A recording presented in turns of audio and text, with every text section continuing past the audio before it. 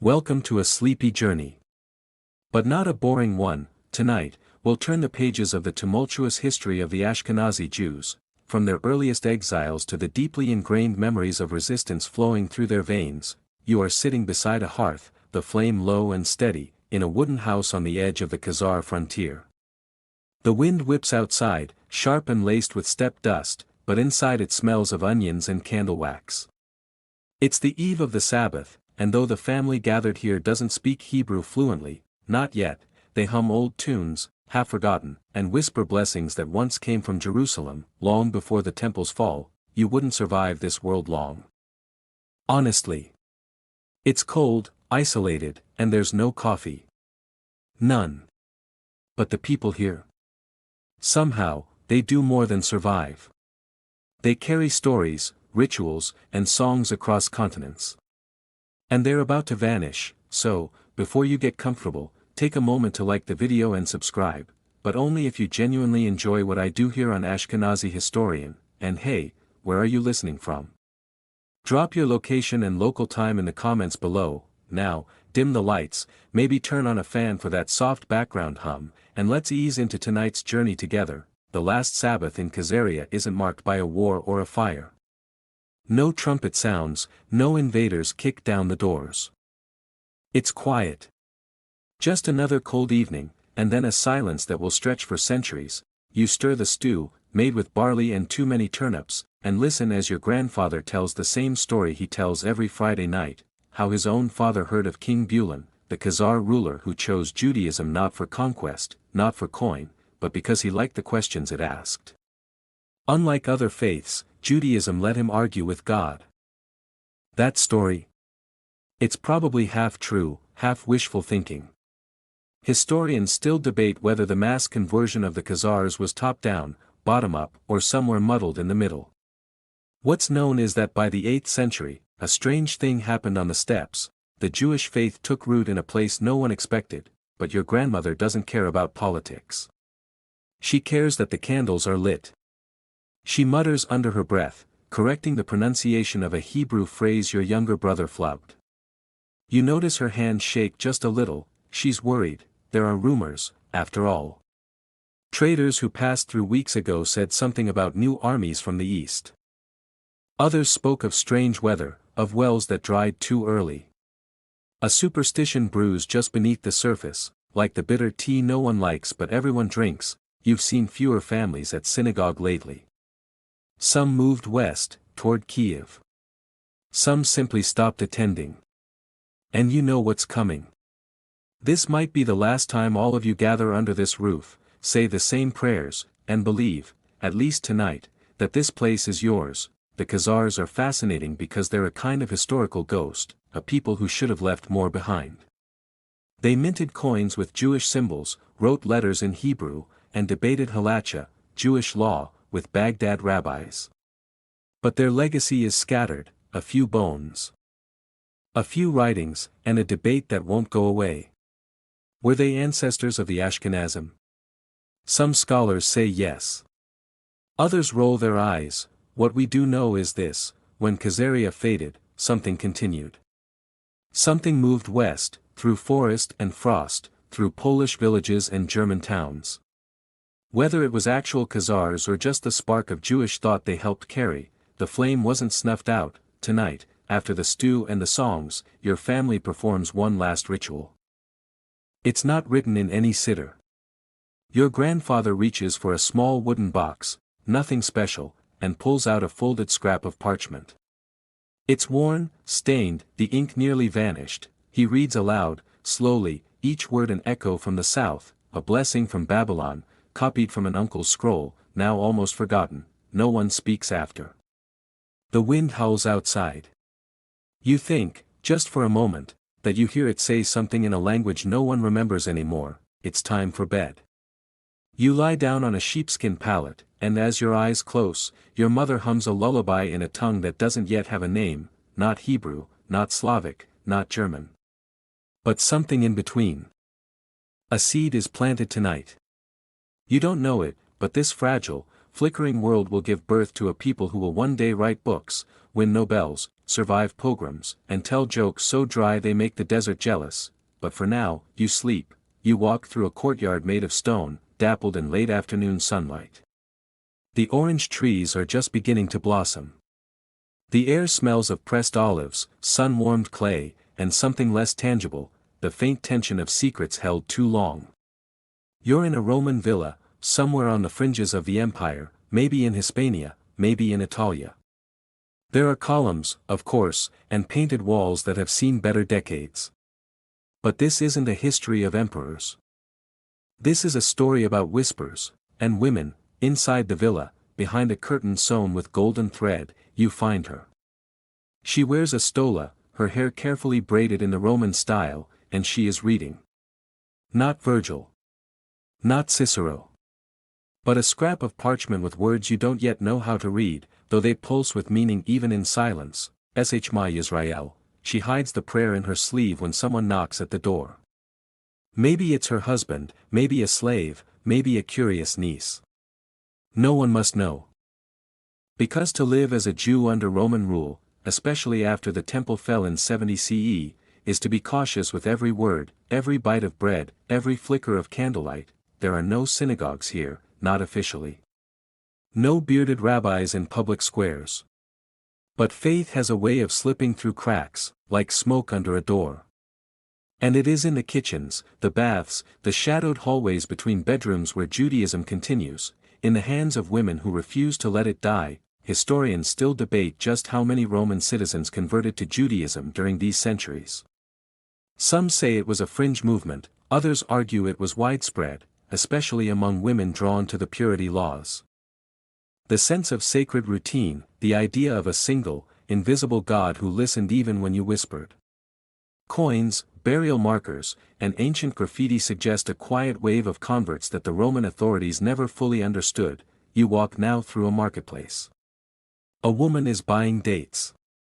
She lifts the hem of her tunic to tuck them away, and for just a moment, you see the corner of a tzitzit, the fringed garment Jews wear to remind themselves of commandments. She notices your glance. She doesn't speak. But her eyes hold yours, steady and calm, as if to say, yes, I am, and no, you don't need to say it out loud. Quirky fact. The Roman Emperor Domitian once banned Judaizing, which included things like observing the Sabbath. Not eating pork, and, allegedly, giving your slaves the day off. Historians still can't agree whether that last part was more upsetting to Roman senators or to the slave owners. You duck into a home where a meal is being prepared. A matron, round, red-cheeked, firm of voice, is instructing her daughters in the art of kashering meat. The word isn't used aloud, of course. She just calls it proper cleaning. But the vinegar water, the salt, the prayers muttered while no one else is listening, it's all there. Her husband thinks she's being meticulous. Her neighbors think she's eccentric. Only her mother knows she's keeping a 3,000-year-old tradition alive in a tiled kitchen in Naples. You wouldn't last a week here, not because of persecution, but because bathing involves public nudity and you're not emotionally ready for that. These silent converts, these mothers and daughters, these Roman women with Jewish souls, they didn't write books. But they baked bread with strange patterns in the crust, and someone always knew what they meant. They embroidered tiny letters into hems. They sang lullabies in Ladino long before the language had a name. They preserved names, recipes, rituals, not for themselves, but for children not yet born. Grandchildren not yet imagined. The official records call them lost. But they aren't lost. You're here. Which means they're still whispering, still lighting candles behind closed doors. Your sandals crunch softly as you leave the villa and step into a narrow alleyway. A cat slinks past. Somewhere above, a man is arguing about tax grain. The world turns, loudly. But beneath it, within it, just under the surface, a quiet current flows. Remember this feeling. You'll find it again in medieval France, in Ottoman markets, in a shtetl buried in snow. It always begins the same way, someone, usually a woman, doing something ordinary, and folding holiness into it so gently, no one even notices. You are standing at the edge of a city in mourning. The year is 71 CE. Behind you, the charred skeleton of Jerusalem still smokes beneath a thick haze of ash. The temple, grand, gold, and gone, lies in ruin. Stones cracked open like chestnuts. Statues toppled. The sacred altar defiled by Roman boots.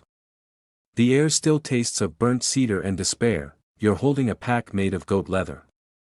Inside, 2 loaves of dried barley bread, a handful of figs, and a copy of Lamentations scratched onto a brittle scroll. You're not sure where you're going.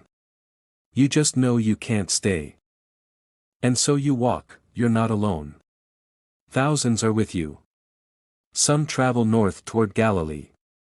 Others move westward, toward the sea, their eyes fixed on strange new cities with names that do not sit easily on the tongue: Antioch, Alexandria, Rome.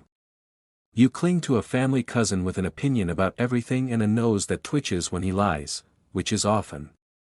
Together, you join the slow wave of exile, and yet, this is not a story of despair. In fact, it's the beginning of something strangely hopeful. In the ashes of the temple's destruction, a new Jewish identity begins to form, not around sacrifices or priests, but around memory, prayer, and a kind of stubborn intellectual grit. Without a physical center, Jews become people of the portable, the scroll, the word, the ritual that can be carried, whispered, rebuilt anywhere, even in the corner of a borrowed attic in a foreign land. You're sleeping tonight in the back of a grain cart. The straw smells musty, and your knees ache. But under the stars, your uncle is quietly teaching your younger sister the Shema. She mumbles it at first, but by the 3rd repetition, she's chanting it like she was born to. You wouldn't survive this journey, not because of the bandits, but because your bedtime routine involves memory foam and herbal tea. Historians trace this period as the beginning of Jewish diaspora proper. Not just as merchants or traders, but as settlers, creating new communities far from Judea. The first documented Jews appear in Lyon, France, around the 2nd century. In Spain, fragments of Jewish gravestones begin to appear. In Rome itself, Jewish synagogues flourish underground, both literally and figuratively, and along with the movement of bodies, comes the migration of ideas. In Babylon, scholars begin debating what we now call the Talmud, often over breakfast, with a side of pickled vegetables. In Egypt, Jewish scribes copy books not only in Hebrew but in Greek and Aramaic. In North Africa, Jewish merchants introduce new weights and measures that confuse and impress everyone at the same time. A quirky detail: a Roman census once tried to count all the Jews in Egypt, only to abandon the effort after the officials sent to do it developed a nervous rash and quit. Yet even as these roads diverge, something holds firm. In every new town, a small synagogue appears. Usually poorly ventilated, often built beside a bakery for reasons no one can explain. Children learn the same stories: Abraham's awkward conversation with angels, Moses' ill-fated encounter with the rock, Esther's uncomfortable rise to royalty. The accent changes, the food shifts, the jokes evolve. But the core, it remains. Scholars today still argue over the timeline. When exactly did Ashkenazi Jews, as a distinct group, begin to emerge? Some say the seeds were planted in this very moment, after the temple fell, as scattered families stitched together identity in exile. Others point centuries later, to Rhineland communities in the medieval period. Still others argue that the Ashkenazi story doesn't begin in Judea at all, but in conversions, adoptions, and mergers far beyond its borders. But here's what you feel, lying in that cart under the stars, clutching a scroll that smells faintly of ink and goat. It's already happening. You're becoming something new. Something portable. Resilient. Rooted not in land, but in language. Not in walls, but in words. Tomorrow, you'll cross into a village where no one has heard of Jerusalem. The innkeeper will squint at your prayer shawl, shrug, and offer you a room next to the stables. It will smell terrible. You'll take it anyway, and you'll survive, because survival is no longer just about food or shelter. It's about memory. About passing the story to the next person, your daughter, your neighbor, a curious stranger on the road. So tonight, as the wind tugs at your cloak and owls hoot softly from a distant grove, you press your face into the straw and whisper what you remember. Just in case no one else does, you wake to dew on your cloak and a mouthful of straw. Your cousin is already up, arguing with a mule. The sun hasn't risen yet, but your next steps will take you somewhere your ancestors never imagined, Europe. You walk west, past crumbling Roman roads now overtaken by moss and stubborn weeds. You pass towns with names that feel like sneezes, Lutetia, Massilia, Mogontiacum. Eventually, the world grows damper. Trees thicken. Fog becomes your new prayer shawl. You arrive in a village where people wear fur even in spring and consider garlic a personality trait. Your family, a ragged collection of teachers, traders, and semi-professional opinion givers, sets up near the market square. You build a home that leans slightly to the left, like your uncle's theological arguments. Here, in this boggy, fragrant patch of Gallic territory, Jewish life begins again. It smells different, more wood smoke than olive oil, and it feels soft around the edges. Familiar prayers, now pronounced with a slight lilt. Hebrew chants rising under oak trees instead of palm.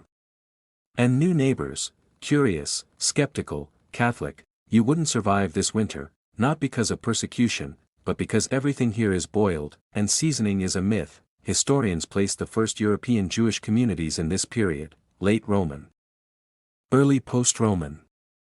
In what is now France and Germany, gravestones begin to appear bearing Hebrew inscriptions.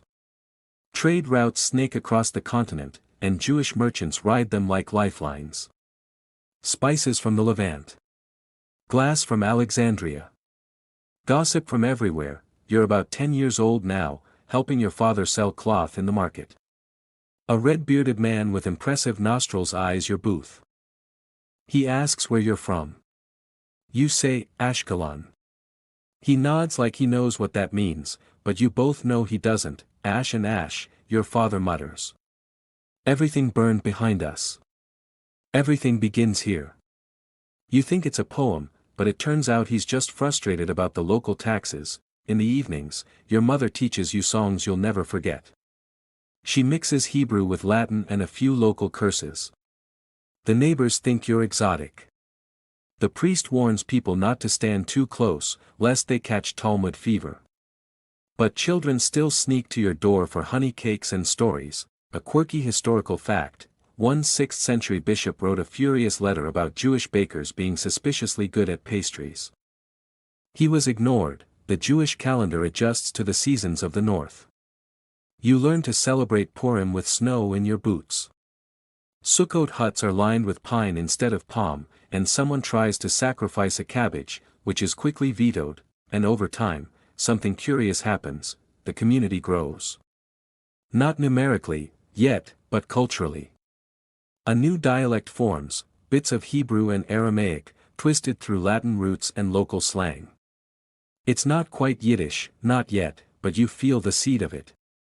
A language born from walking, from not belonging, from borrowing every word that fits. Your cousin, the one with the twitchy nose, marries a woman from the next village. She speaks only Burgundian, but learns fast.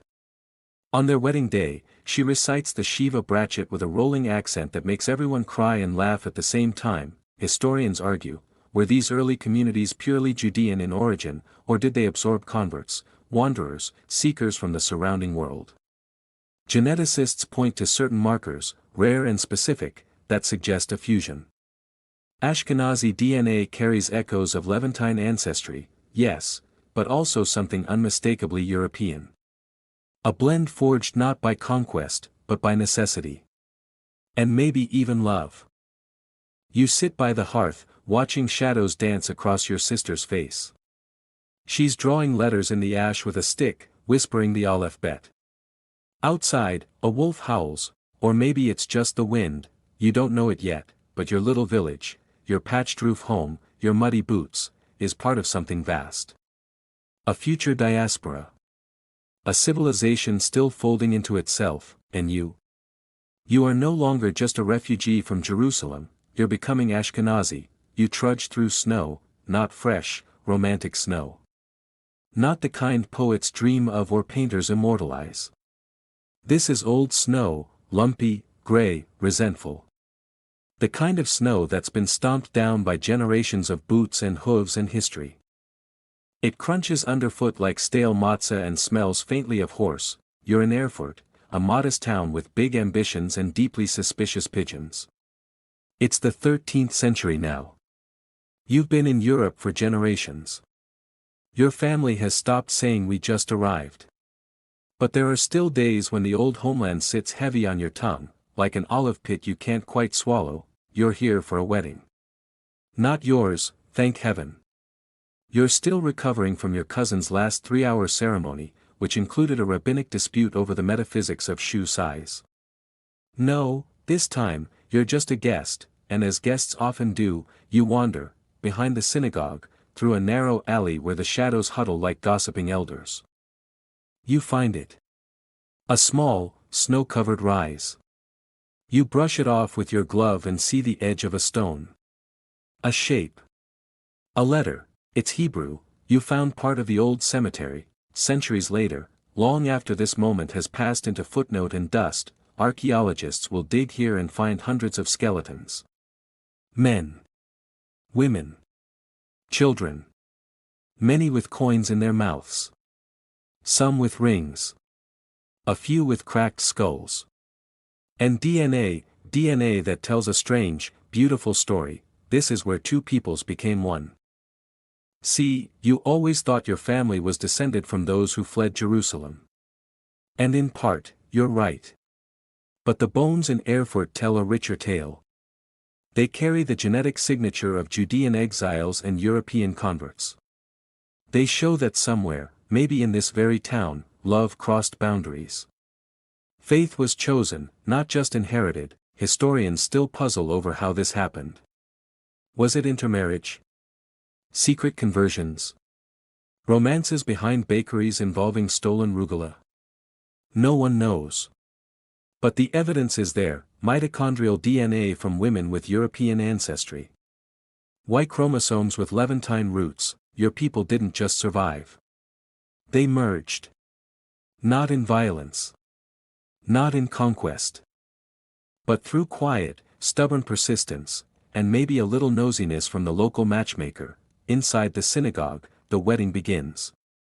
The bride wears a wreath of winter herbs, a tradition no one can trace but everyone accepts. The groom stammers through the vows, and someone drops a kiddush cup. Laughter follows. Always laughter, and over it all, the cantor sings, in Hebrew laced with German, in melodies bent by wind and exile. You wouldn't last long in this town, not because it's unfriendly, but because the indoor heating system involves hope and a small dog. A quirky note: in the 1990s, a construction crew in Erfurt uncovered a secret cellar filled with medieval Jewish treasures: silver cups, coins, rings engraved with Hebrew love poetry. One ring bears the words Mazel Tov in Gothic script. As if blessing survived even in hiding, you linger after the ceremony, watching guests dance in a circle too wide for the cramped room. Two cousins joke about how they're probably related. Everyone nods. Probably true. This is how identity works now, through layer and echo. Through names that shift spelling with every border. Through prayers whispered in accents your ancestors wouldn't recognize but would love anyway. You leave the synagogue through the back, retracing your steps past the gravestone. You press your palm against the cold letters. The snow returns, light and lazy, like it has nowhere else to be. You think of the bones below, the mothers and fathers who crossed lines, who rewrote themselves into this new thing called Ashkenazi, and you whisper thanks. You wake to the clatter of chickens and theology. Someone is arguing about a Talmudic footnote in the courtyard. Someone else is trying to milk a goat that clearly does not consent. The air smells of smoke, bread, and morning breath. You're in Spire now, or maybe Worms. It's hard to tell. The towns blur together when you're Jewish in medieval Europe. But this morning, something's different. You're watching your grandmother prepare breakfast. Not the food, that's a given. But the way she moves.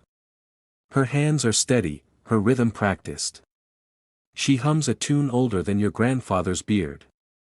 And as she breaks an egg with one hand and folds a prayer into the dough with the other, you realize something simple and enormous: she is the reason you exist, not just biologically, though yes, that too. But culturally, spiritually, stubbornly. She's the quiet architect of your people's survival. Your family still tells the stories: how she smuggled a Torah fragment in her apron across 3 duchies. How she memorized psalms by candlelight. How she once pretended to be Catholic for 2 weeks just to avoid paying extra tax on salt. You're still not sure whether that was legal or just impressive. You wouldn't survive a week in her shoes, not because of persecution, but because she walks 12 kilometers every Thursday for the good leaks. Historians once focused almost entirely on Jewish men, rabbis, scholars, philosophers with excellent beards. But modern research has shifted. Now we understand that Jewish women, especially Ashkenazi women, weren't just wives of rabbis. They were scribes, midwives, traders, even silent funders of yeshivas. And above all, they were transmitters of language, of memory, of the world. A quirky discovery: one medieval Jewish woman left behind a note in a prayer book where she corrected the rabbi's grammar. It was tiny, in the margin, but it's still there. She added, "This line is not only confusing, it's sloppy." Historians love her. Genetically, this legacy is etched in the bones. Studies show that over 70% of Ashkenazi maternal DNA descends from just 4 women. 4. Scientists call them founder lineages. But your grandmother would just say, "Of course. Women know how to hold things together." Did those 4 women survive plague? Pogrom? Awkward family seders? Probably all 3. Their mitochondrial DNA, passed only from mother to child, is like a thread through time. An unbroken whisper from generation to generation, sometimes wrapped in lullabies, sometimes hidden in lull drawers. Tonight, you're helping your sister prepare for her wedding. She's nervous. Her betrothed is from Mainz, and his family has very strong opinions about herring. You calm her down by brushing her hair and reciting a bedtime tale your grandmother once told, the one about the baker's daughter who accidentally invented hamantaschen when her dough collapsed out of pure passive aggression. Outside, the wind picks up. You light a candle, not because it's dark, but because the flame reminds you of her, your grandmother. Your great-grandmother. The unnamed women who stitched holiness into seams, who taught the Shema to children with mouths full of jam, who packed and repacked family memory into bundles small enough to carry across borders. Some historians still debate how active women really were in public religious life. But the archaeological record is slowly correcting the footnotes. Women's rings with Hebrew inscriptions. Women's names in donation records to schools and burial societies. One community even listed its mikveh supervisor as Miriam the Mighty, which frankly deserves a Marvel origin story. You're in bed now, beneath a quilt sewn from scraps of dresses long outgrown. Your sister is asleep beside you, mumbling about soup. You stare at the rafters and wonder, if 4 women could seed a people, how many more guarded it? Fed it? Buried its dead and lit its candles. You reach for the Shabbat lamp, the same one your grandmother lit. And her mother before her. It wobbles slightly on its base, like memory itself. You steady it.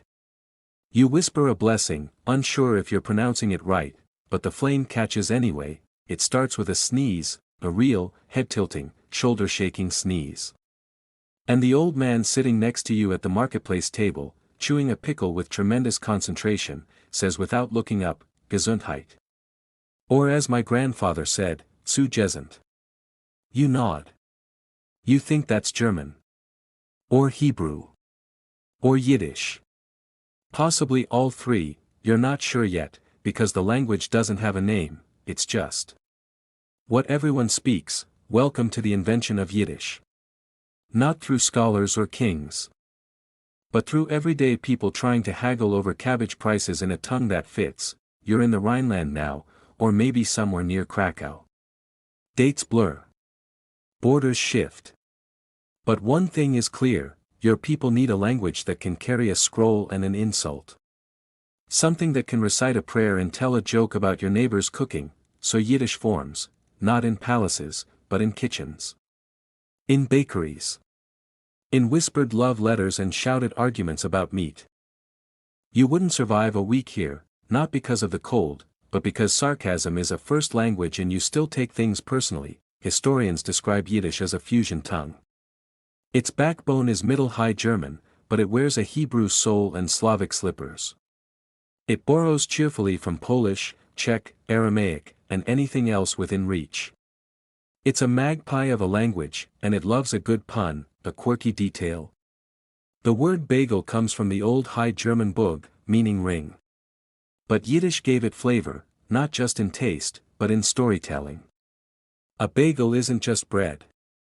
It's a symbol of luck, of wholeness, of the Jewish tendency to circle back no matter how far we're scattered. You're helping your aunt write a letter now.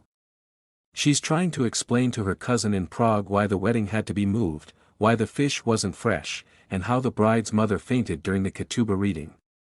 She mixes Hebrew blessings with German complaints, then throws in a Polish phrase for bewildered rage. She dots the I in Mazel Tov with a tiny heart. Yiddish was never standardized.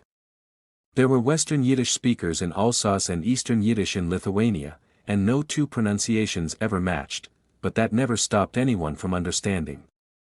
It was a language that worked best when whispered over soup or sung under breath while folding laundry. You hear it in lullabies. In lullaby threats, too.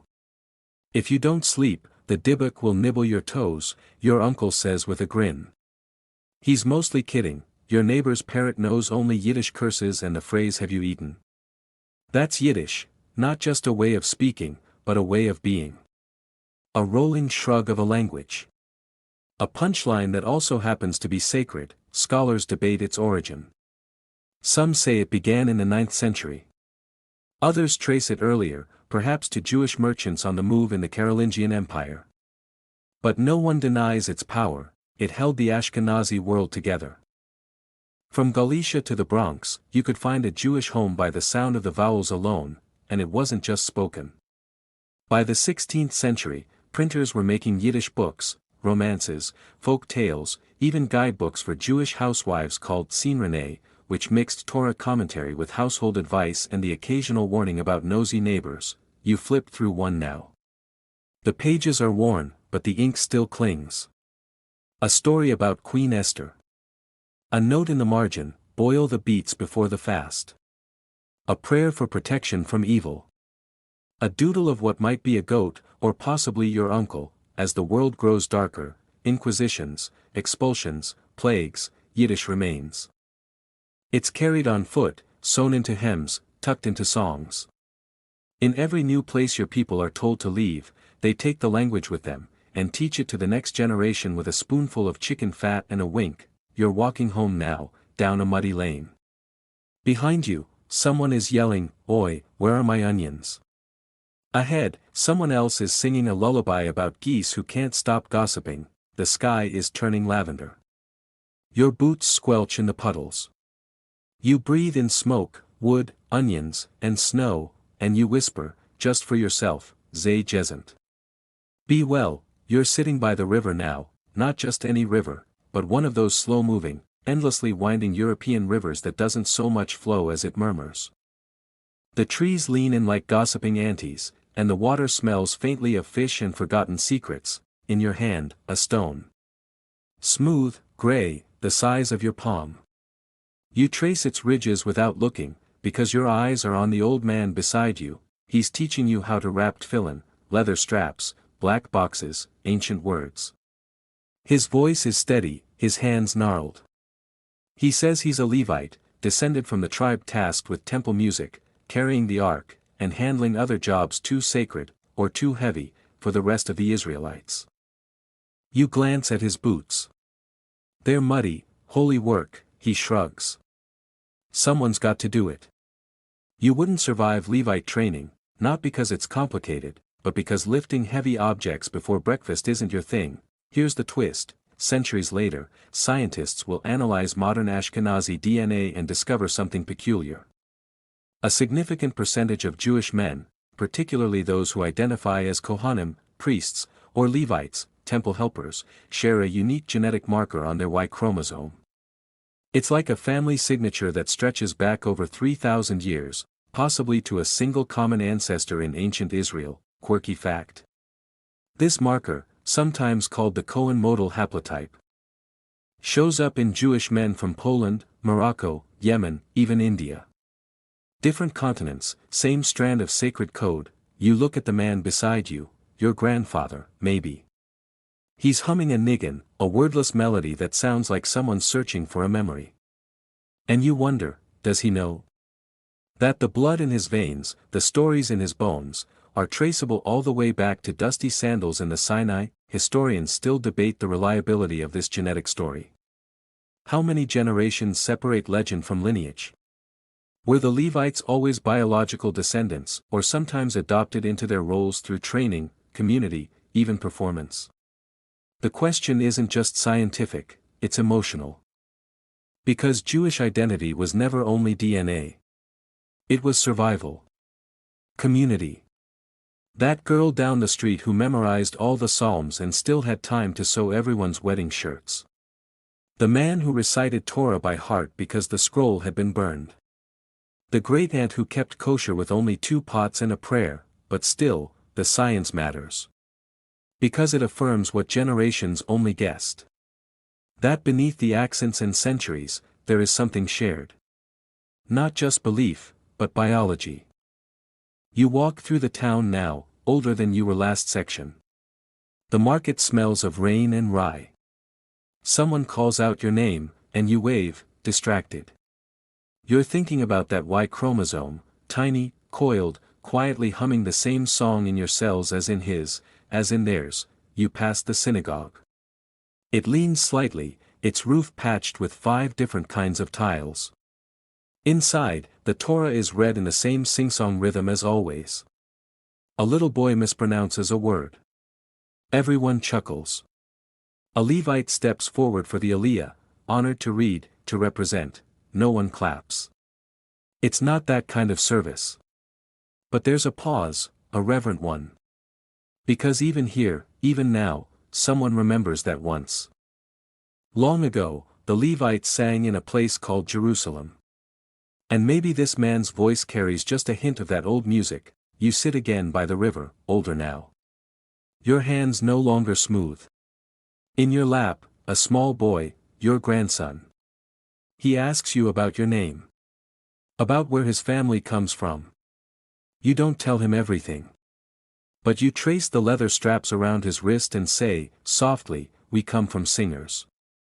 From carriers. From people who walked far and didn't let go. The river moves on, unhurried.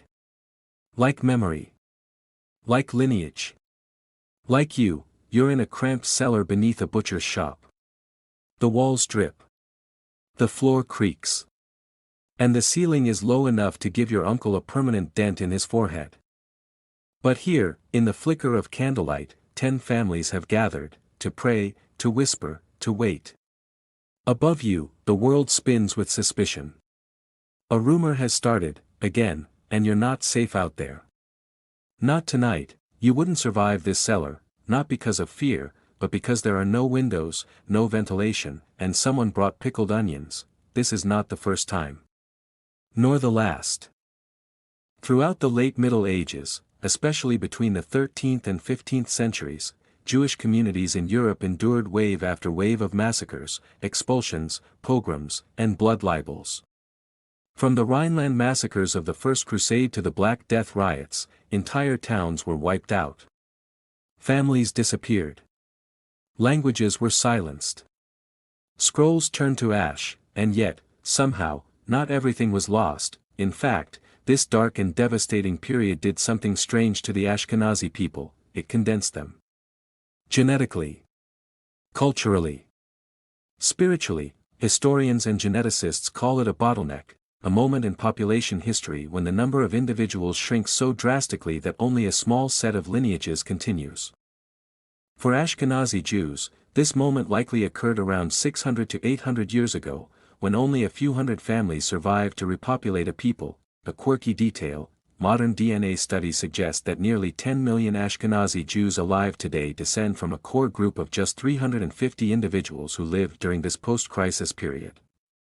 Not kings, not prophets, just people who kept going. This bottleneck left fingerprints in the genome. Certain diseases became more common. Genetic quirks, like the ability to digest certain fats or heightened resistance to tuberculosis, became statistically notable. It's not always pleasant. But it's proof, you're here because someone else endured what should have ended everything. You shift in the darkness. A woman next to you, possibly your aunt, possibly just another refugee, is quietly teaching her son the Hebrew alphabet using a burnt twig in the cellar wall. He's sleepy. The letters are uneven. But he'll remember them. Because he has to. Above you, the world howls. But down here, in this cramped, smelly, too-close room, Judaism refuses to disappear, and so it is across Europe. In small communities, survivors regroup. Families rebuild. Traditions reform. A rabbi with a limp writes a commentary that no one asked for, and somehow, it becomes essential a century later. A weaver's daughter sings old psalms to new melodies. A baker with a shaky hand restarts the ancient rhythm of Shabbat, one crusty challah at a time. Historians debate the timing and scale of this genetic collapse. Was it triggered by one specific event, like the massacres during the Black Death? Or was it a slow erosion over generations? The answer shifts, depending on which record you consult, census, diary, burial list, or bone, but the feeling. That stays constant, you're still in the cellar.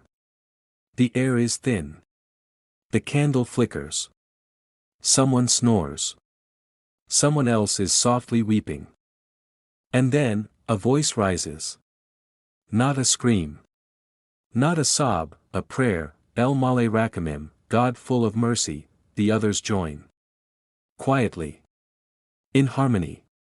The sound is cracked and fragile, like a violin made from driftwood, but it's there, and later, when it's safe, when the door creaks open and someone whispers, they've moved on, you'll return to your homes, your markets, your scrolls, you'll bury the dead. Mourn. Cook. Begin again, and in time, you'll forget the bruises. But not the resilience, because from that cellar, and 1,000 like it, a people emerges again. Fewer in number. Deeper in memory, and someday, someone will read your story in their blood. You're standing awkwardly in a courtyard filled with chickens and expectations. Today is a wedding, yours, possibly. Or maybe your cousin's. Hard to say. You're wearing so many borrowed things it's unclear whether you're the bride, groom, or just a walking heirloom. A fiddler tuning up on the fence post. Your aunt is crying.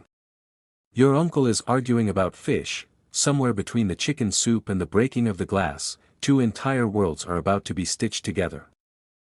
You wouldn't survive this wedding, not because of the rituals, but because everyone's trying to feed you at once and you're too polite to say no. The story of Ashkenazi Jews isn't just one of exile and return, it's also one of marriage. Specifically, the surprising, rarely discussed, and historically underappreciated unions that occurred between Jewish men of Levantine descent and local European women, and not just one or two. Enough to leave a permanent mark in history, and in your mitochondrial DNA. Let's walk back 1,000 years. The first waves of Jewish settlement into Europe, especially the Rhineland, involved mostly men. Traders, scholars, scribes, all arriving from the Mediterranean world with beards full of dust and scrolls full of law. But women? There were fewer. And survival, both physical and cultural, requires families, so they married. Some of the women they married were born Jewish, brought from older communities or traveling with families. But others, many others, were local converts. European women who, for reasons we can't fully trace, chose to join a people perpetually packing. Historians and geneticists agree, the maternal DNA of Ashkenazi Jews is overwhelmingly European in origin. We're talking 70 to 90% in some studies. These women weren't slaves or captives. They became part of the community. They became mothers, not just of children, but of a civilization. Quirky fact, medieval rabbinic texts show ongoing debates about how to properly convert someone when there are no other Jewish women around to teach them.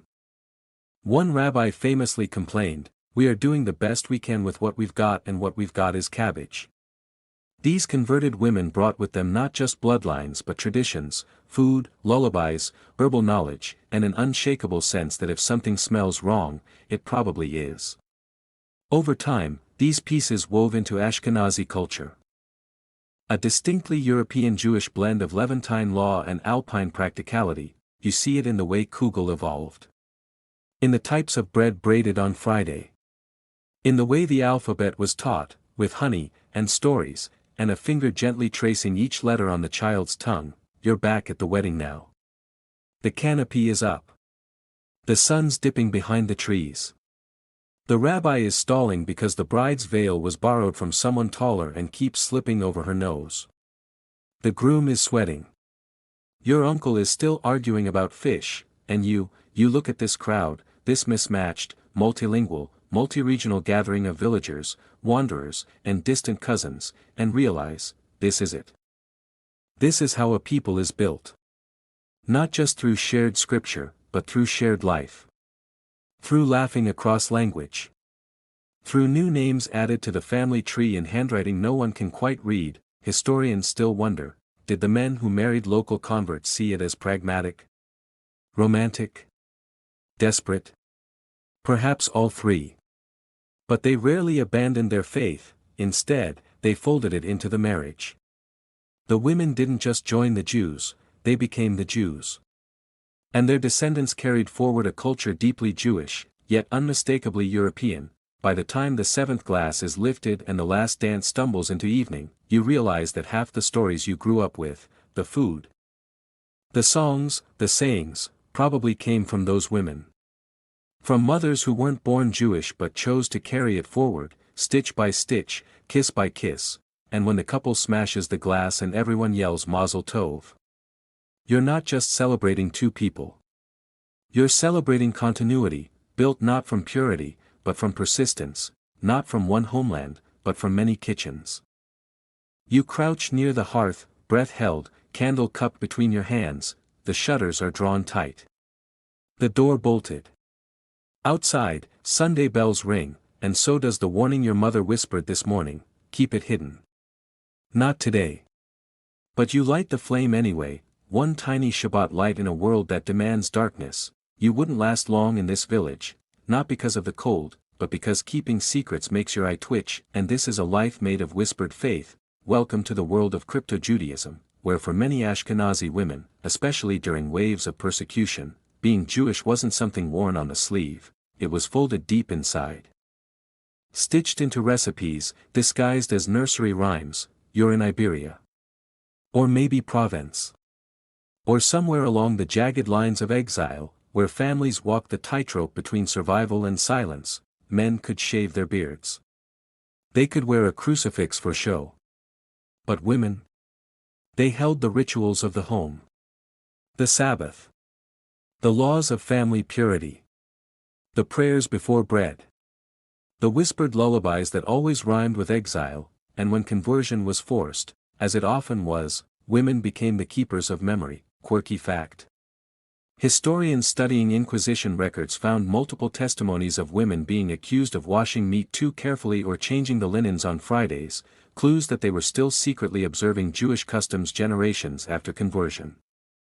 One Spanish woman was denounced for baking round loaves with a braid on top and reciting something strange in a dead language over them. That something was the hamatzi. That language was Hebrew. You tuck the candle behind the bread box. It flickers softly, as if embarrassed. Across the room, your grandmother stirs stew clockwise, as her mother taught her. No one knows why, but everyone knows. This hidden Judaism isn't always heroic. Sometimes it's half-remembered. Sometimes it's superstition, shaped by longing. A family that never eats pork just because. A song sung to a baby that mentions Moses, though no one can say why. Your mother folds laundry and hums a tune that doesn't exist in any hymnal. Your sister practices Hebrew letters in flour, then wipes them away before father returns from the market. Outside, the world calls you new Christians. Converts. Good citizens, inside, you are what you have always been, stubbornly, silently Jewish. Historians still debate how much of this crypto-Judaism survived intact. Was it tradition, or nostalgia? Faith, or folklore? But the records don't lie, women were the heart of it. Teaching by touch, by scent, by rhythm. Passing down belief like a secret ingredient no one dared to name. One 16th-century girl was interrogated by church officials in Portugal. Asked why her grandmother insisted on lighting 2 candles every Friday, she said, because it makes the soup taste better. You laugh now. Quietly. Because that's exactly the kind of answer your own grandmother would have given. You're older now, and times are a little easier. You don't have to hide so much. But still, every Friday at sunset, your fingers move in that same practiced way, covering your eyes, murmuring the blessing, not because you have to, because someone once did, behind a curtain. Beside a cupboard, with hope smuggled between her breaths, and that light, it's still flickering. You're sitting in a modern lab now, not a shtetl, not a cellar, but a place filled with microscopes, chilled centrifuges, and the quiet hum of fluorescent lights. A man in a white coat peers into a machine and makes a sound that could only mean, he's just sequenced your DNA, and what he sees. It makes no sense, not because it's wrong. But because, statistically, it shouldn't exist. You wouldn't survive a day in this lab, not because it's dangerous, but because the coffee is terrible and nobody appreciates your jokes about mitochondrial inheritance, but your DNA? It's thriving. See, the Ashkenazi genome is a historical contradiction. It's small, yet wildly complex. Narrow in origin, yet rich in variation. It shows clear evidence of ancient bottlenecks, yet carries echoes of dozens of ancestral threads, Middle Eastern, Southern European, Slavic, and something still unplaceable, a quirky twist. Despite descending from that core group of 350 ancestors, modern Ashkenazi Jews have a higher than expected rate of rare genetic variations. Many of these are harmless. Some, like Tay-Sachs or BRCA1, are not.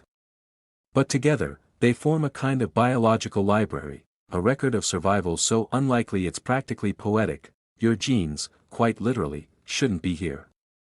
And yet, they're dancing. You lean against the counter, watching as digital readouts spill across the screen.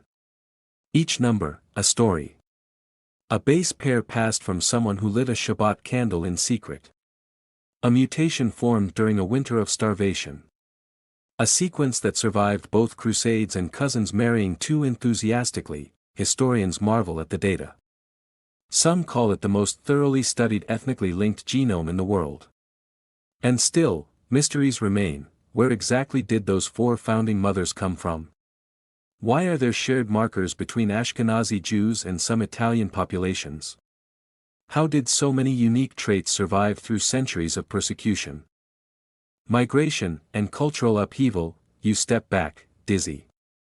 Not from the science, though it's impressive, but from the scale of the story it tells, because you are not just you. You are the echo of survival. The product of choice and chance, of prayer and pattern.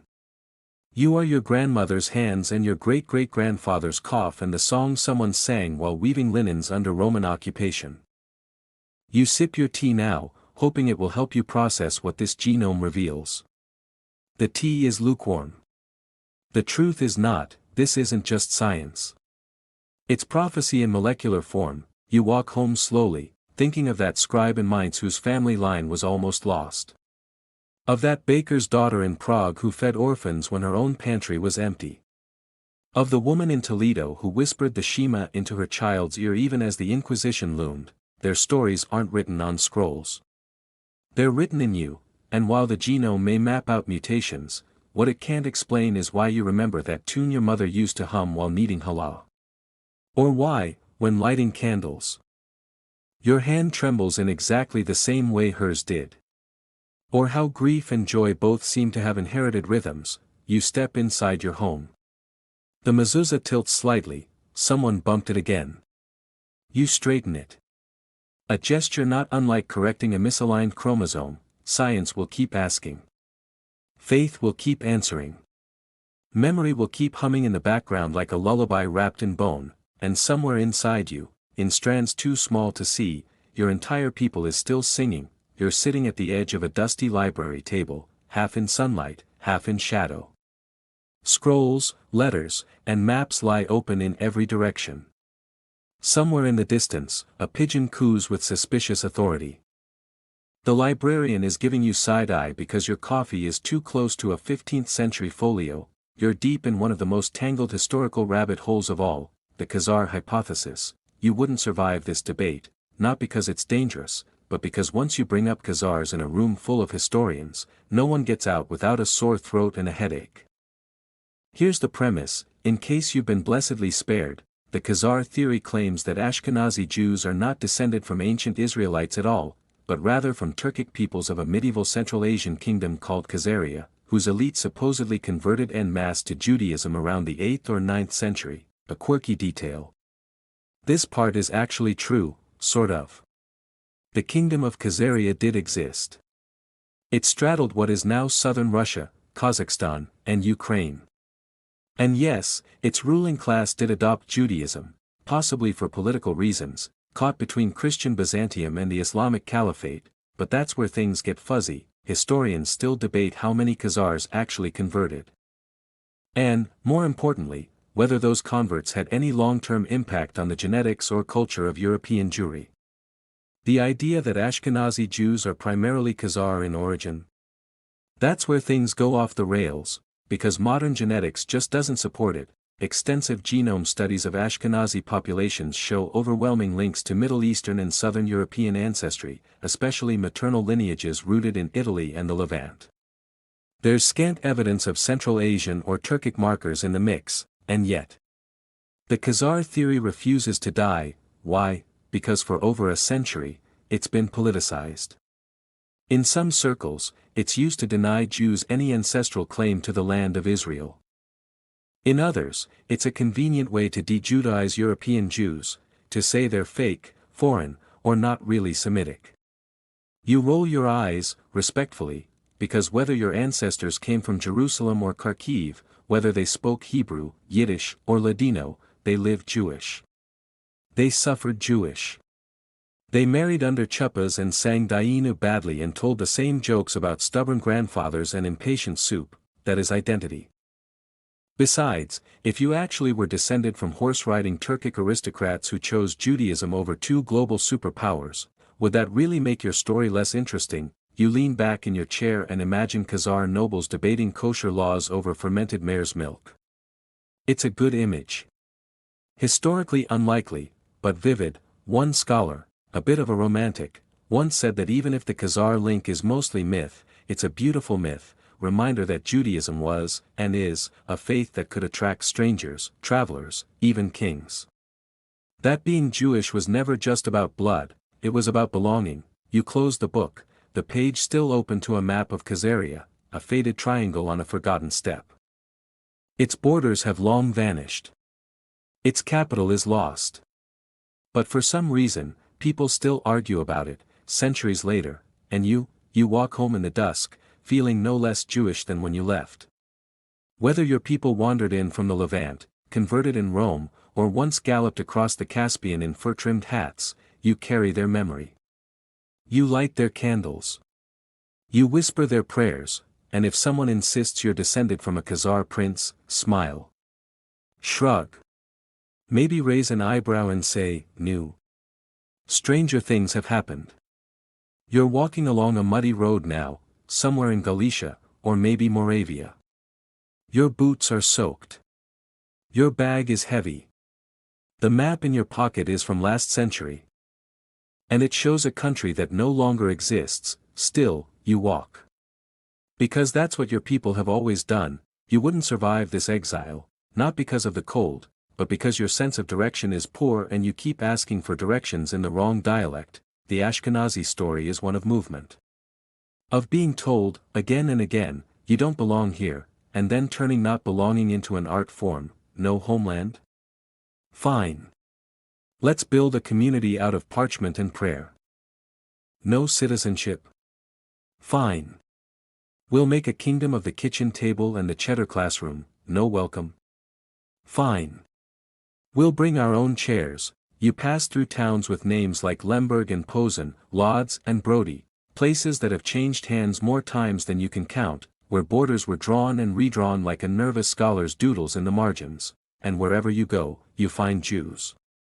Not many, maybe, a tailor here, a scribe there, a grandmother who bakes halal like she's still feeding the 12 tribes, but always someone, the quirky detail. Despite being a tiny, dispersed population, Ashkenazi Jews helped shape much of European urban life, from finance to printing. From medicine to music. In some towns, Jewish printers were the only ones who knew how to run a press. In others, Jewish doctors served both the shtetl and the local duke, sometimes on the same day. Even the Yiddish theater, born in back-alley taverns and crooked synagogues, would one day influence Broadway and cinema. Your great-aunt's recipe for stuffed cabbage? It probably made its way into a Lower East Side diner menu before you were born. Historians still wrestle with the contradiction. How did a people so frequently uprooted become so deeply rooted in the intellectual and cultural soil of Europe? The answer lies in resilience, but also in reinvention. Ashkenazi Jews built worlds out of almost nothing, a few books. A set of oral laws, a scroll carried in a wine crate, a wedding ring smuggled across borders. Their homeland was not a patch of earth, it was memory. Not a flag, but a melody. Not a castle, but a question. You turn a corner and enter a new town. No one welcomes you, yet. But you recognize the mezuzah on the doorframe. The way the baker scores his loaves.